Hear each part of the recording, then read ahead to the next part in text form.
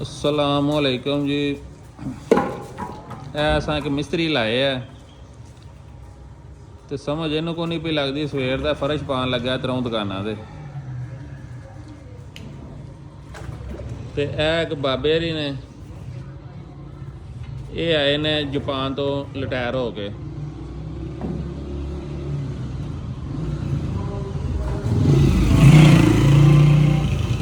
ये आंदे ने मैं मजदूर बड़ा काम दा ते फर्श बड़े पवाना।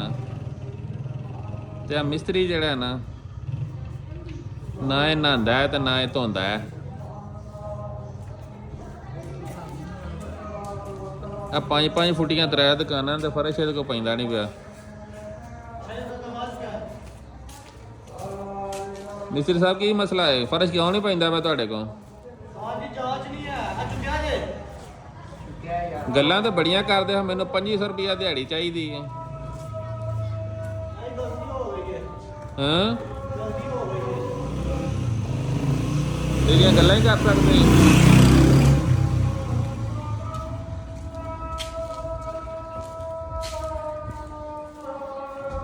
की आंदे सिर्फ गल्लां ही कर सकते हो? हुणे तुसीं आखना मैनूं रोटी भी खुआओ।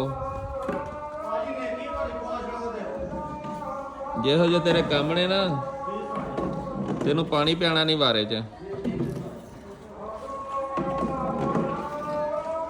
बाबा जापान वालिया तू आना मैं जापान 20 साल काम किया है, की मसला है? तुरया तेरे को जाता नहीं। मिख तू उत्थे ही मुका के आ गया सारी।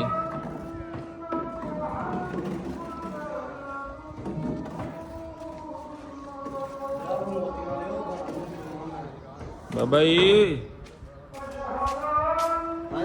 दो बंदे नूं माल की मैं कर दो तो जाना हो गई ने। खुदा दा खौफ करो।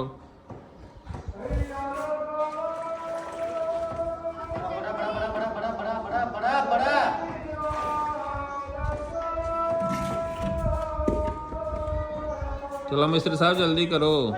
मुकाओ काम का। शाम 4 बजते नहीं तो 1000 पहला सुट छड़ दो। टाइम हो गया, सारी दिहाड़ी सुते रहिंदे हो।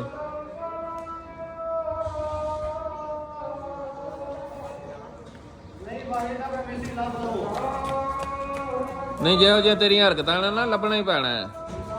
मैनूं लगदा है पिया ये लभना पैना सानूं। एडा तू आकड़ ना जा जिथे काम लभदे लीला जाके।